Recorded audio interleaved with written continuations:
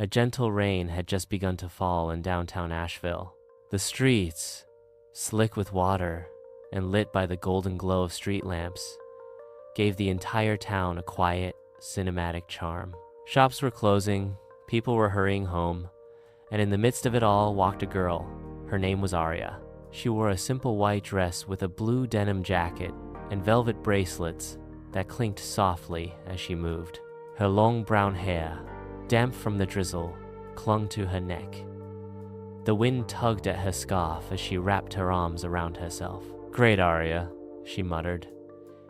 "You knew it was going to rain. Why didn't you bring an umbrella?" As she stood under a barely there awning, a figure approached from behind, shielding her from the rain with a large black umbrella. Startled, she turned. A man stood before her, tall, broad-shouldered, with gray eyes and a smile that looked both mischievous and gentle. "Forgot your umbrella?" he asked. "Yeah, I did, thank you," she replied, slightly embarrassed. "I'm Aria." "I'm Ryan," he said, still holding the umbrella above her. They stood there in silence for a moment, both a little awkward. Then he handed her the umbrella. "Take it," he said. "I'm heading the other way." She took it, hesitated, then watched as he walked into the rain.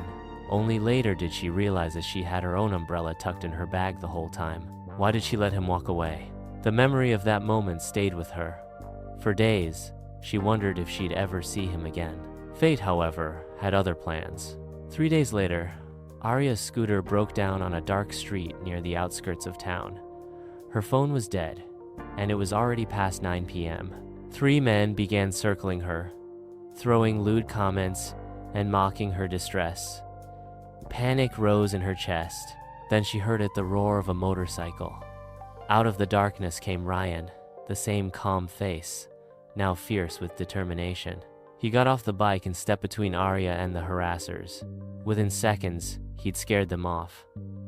Aria, shaking, ran into his arms. He held her tightly, reassuring her with the warmth of his touch. They sat beneath a closed diner's awning while the rain returned. "You okay?" he asked, handing her a bottle of water. "Now I am," she whispered. "You really need to stop attracting trouble," he teased. "Or maybe you're just always around to save me." They both laughed, and something shifted between them. Aria was a rising fashion designer. Her tiny boutique, Threads, Thistle, had just opened in downtown Asheville. Ryan was a struggling musician who played at local bars and wrote songs that no one heard except Aria, who would soon become his biggest fan. Their love blossomed slowly, naturally.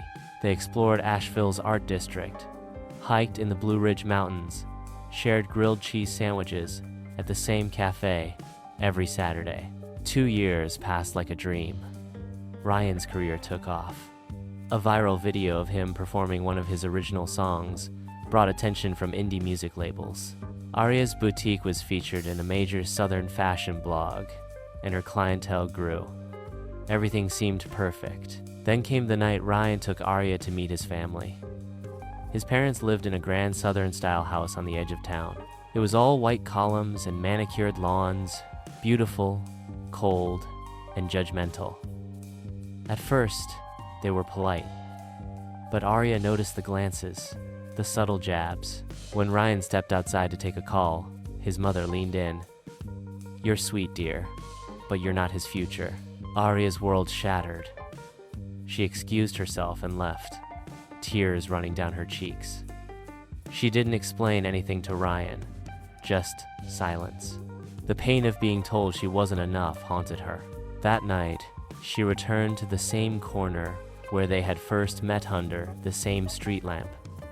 Rain fell again, as if nature itself remembered their story. Ryan found her there, confused and hurt. "Why did you leave?" he asked. She shook her head. "It's not going to work, Ryan. We come from different worlds." "That's nonsense," he snapped. "You're the only world I care about."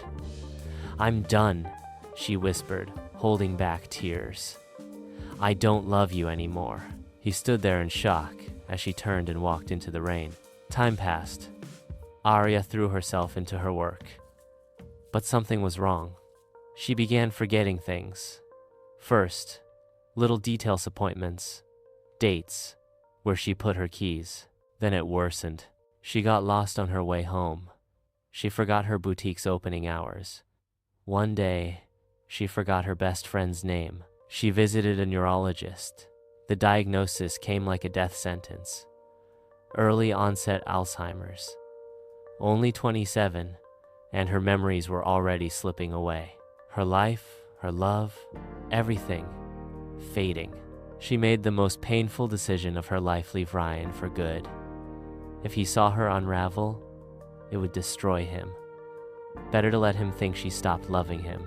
She moved to Vermont, near a small lake. A peaceful, assisted living community surrounded by trees became her home. Ryan, meanwhile, spiraled.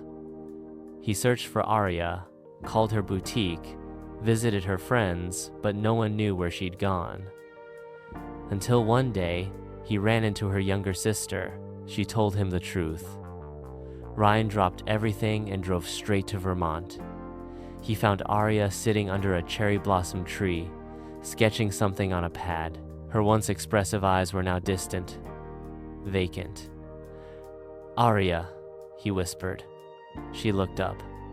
"Do I know you?" Tears streamed down his face. "I'm Ryan, the man who was supposed to grow old with you." He didn't leave. Every day, he sat with her, read to her, played guitar, told her stories of their love. Then one day, in the middle of a spring afternoon, she turned to him. "Ryan?" she said. He dropped the book. Yes, I'm here. I remember everything." They cried, they danced, they kissed under the cherry blossom tree. She sang one of his songs. It was the best day of their lives. By morning, the memories were gone again. But Ryan didn't care, because for that one day, she had come back to him. He stayed with her forever.